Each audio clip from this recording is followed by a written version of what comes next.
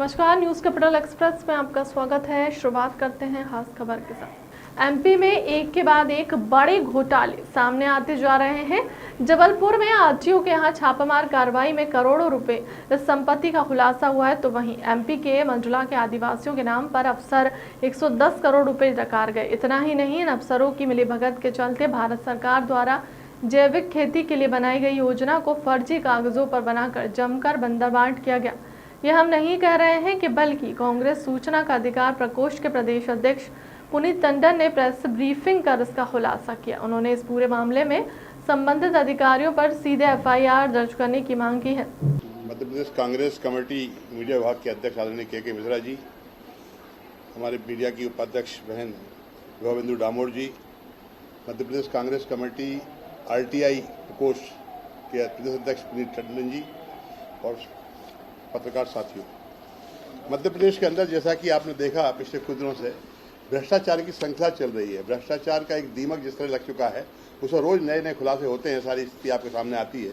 अभी एक बहुत ही बड़ी महत्वपूर्ण घटना के संबंध में आपसे चर्चा करना चाहते हैं।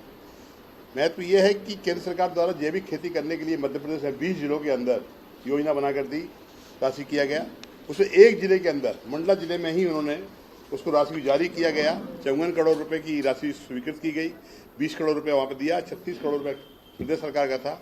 आपको आश्चर्य हो, टोटल ये 110 करोड़ रुपए में बंदरबांट कर दी गई है। और 110 करोड़ का भ्रष्टाचार हुआ है वो अकेले एक मंडला जिले में हुआ है, अधिकारियों को हुआ। आरटीआई की इंफॉर्मेशन के तहत इनको नोटिस भी जारी हुए हैं, जो शिकायत थी उसको सही पाया गया है। पूरा विवरण अभी हमारे आदरणीय पुनीत टंडन आपको बताएंगे। मैं तो एक मोटी मोटी बात करना चाहता हूँ कि मंडला जिले में जो निकल के घटना सामने आई है भ्रष्टाचार की, ऐसी और जो 19 जिले हैं उसके लिए हमने मांग की है कि उसमें भी आना चाहिए। और दूसरा, जो अधिकारियों जिनको नोटिस जारी किए गए हैं, जिनको साफ तौर पर जिम्मेदार ठहराया गया है, वो सारे दस्तावेज हम आपके साथ में आपको साझा कर रहे हैं, उनके ऊपर एफआईआर होना चाहिए। और जो जैविक खेती का 110 करोड़ की बंडरबांट हुई है उसकी रिकवरी हो और दोषियों के खिलाफ कार्रवाई के साथ साथ इसके लिए जिम्मेदार लोगों की जिम्मेदारी तय की जाए। इस संबंध में हमारे पुनीत टंडन जी प्रदेश का काम देखते आरटीआई के अध्यक्ष हैं, इनने पूरी स्टडी करी है, सारी कॉरेस्पॉन्डेंस की है, सारे दस्तावेज इकट्ठे किए हैं और सारे दस्तावेज पूरे आपको हम लोग फोटो कॉपी के साथ उपलब्ध करा रहे हैं। लेकिन मैं चाहूँगा कि पुनीत टंडन जिसको पूरा इन्होंने तैयारी की है वो आपको ब्रीफ कर दें, उसके बाद आप जो पूछना चाहेंगे वो आप जवाब देंगे। पुनीत टंडन। जैविक खेती को प्रोत्साहन देने के लिए रुपए 20 करोड़ और 54 करोड़ भारत सरकार ने जारी किए रहे और 36 करोड़ रुपए मध्य प्रदेश की सरकार ने दिए। इस योजना जैविक खेती को प्रोत्साहन के लिए आदिवासी जिलों में जो हमारे किसान हैं वो जैविक खेती से कम करके उपकृत होते, पर इन्होंने उस योजना को बम्मी कंपोस्ट यूनिट न डाल करके एक ढैंचा बीज सप्लाई करके, जो कि शेषवानिया रोज टाटा नाम का है, जबकि रोज टाटा जो है वो परंपरागत योजना कृषि विकास में शामिल है। और इन्होंने जो बीज सप्लाई करा है वो करा है ढैंचा बीज, जो कि 25 से 30 रुपए किलो का आसानी से राजस्थान में और उसमें मिलता है। इसकी हमने इसके पहले भी जो प्रेस कॉन्फ्रेंस करी उसमें इसके बारे में सब बता दिया था।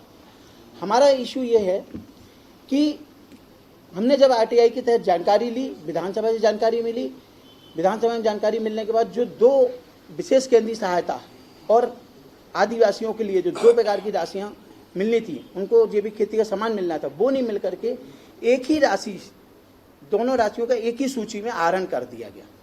हमने इसके बारे में शिकायत करी जनजातीय आयोग को, वहाँ से मंडला कलेक्टर को नोटिस हुआ, अपर मुख्य सचिव को नोटिस हुआ। मुख्य सचिव को नोटिस होने के बाद जांच हुई और जांच में मंडला कलेक्टर ने अभी एक रिपोर्ट सबमिट करी है जो मैं आपको दिखाना चाहता हूँ, जिसमें वो गड़बड़ी मान रहे हैं कि ये गलती हुई है। ये पीबीजीटी विशेष पिछड़ी जनजाति और ट्राइब के लिए ये पैसा आया था। इन्होंने ये स्वीकार कर लिया कि 165 रुपये की डबल राशि का आहरण हुआ है। हमने नोटिस दिए। हमारी मांग ये है कि जब गड़बड़ी हो गई है, कागजों में गड़बड़ी हो गई है, तो लीपापोती हो गई है, तो फिर नोटिस किस बात का, उनके ऊपर एफआईआर दर्ज क्यों नहीं हो रही है? भाई, जब आपने मान लिया कि गड़बड़ी हुई है, कागजों से किसी ने छेड़खानी करी है, सूची गलत जारी करी, राशि का आहरण हो गया, तो उस पर इनको नोटिस जारी ना करके एफआईआर दर्ज करना चाहिए था, जो इन्होंने नहीं करा। ये बात सिर्फ ऊपर से लेकर नीचे तक लगातार पूरे प्रदेश के अंदर भ्रष्टाचार हो रहा है।